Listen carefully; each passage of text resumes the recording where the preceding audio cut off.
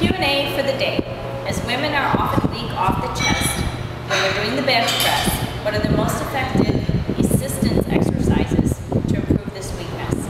The first is rack lockouts from a low position. You want to set the pins just below your sticking point. The second exercise is heavy dumbbell presses. You can go much further range of motion, and you want to be sure that you do an exaggerated pause at the bottom. That will make it harder off the chest, and that will make you stronger out of the bottom. Third is a cambered bar, and a cambered bar is a straight bar with the bend in the middle, which allows you to go much deeper with a straight bar. And you want to also possibly pause those in the bottom too. You can pause them or not pause them, but they give you the fuller range of motion. The fourth is doing one board presses, and when we do board presses, we always pause, at least a short pause, and you can vary the amount of pause that you give. The fifth would be doing speed work. Speed work is simply with lighter weight where you're extremely explosive all the way through the movement, and that is going to help you be more explosive out of the bottom of the press. The sixth is doing regular bench presses with an exaggerated pause. So just come down into the bottom and hang out for a while and press it up, and that'll help. Last but not least, it's always great to work your upper back. Pull-up is a fabulous exercise for just about anything, and you can do a lot of variety of rows. You can do seated rows, one-arm dumbbell rows, chest-supported rows, everything like that. So to recap, for women or men that are weak off the chest in the bench press, you could do rack lockouts, heavy dumbbell presses, camber bar presses, one board presses, speed work, regular bench press with exaggerated pause, and don't forget to work the back. Okay, catching me here at the end of the deadlift workout.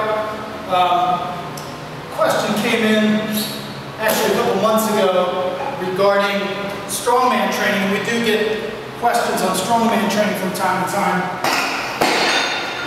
And the inquiry dealt with, if you just practice the events exclusively and don't strength train, and you're getting better at the events, is that the way to go?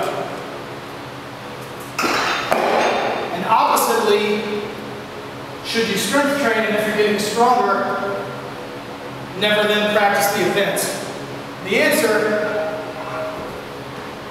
lies in what I've found from talking to local strength or local strongmen that compete in this area, and doing a little bit of research on my own. And what we found is that you definitely don't want to do one without the other.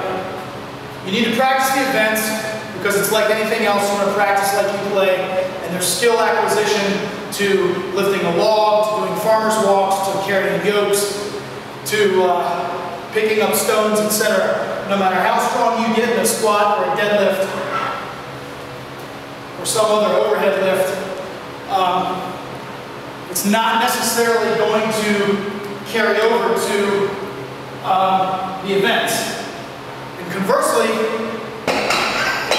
the events are not necessarily going to carry over to your strength training. So really, you need to fuse them both together.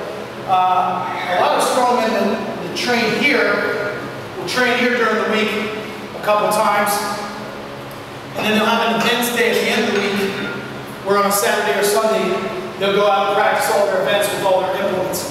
That way they're getting 3 to 4 days of strength training in the gym, squats, deadlifts, overhead presses, heavy good mornings, heavy carries, heavy pulls, pull-ups, etc. All the basics, the foundational movements.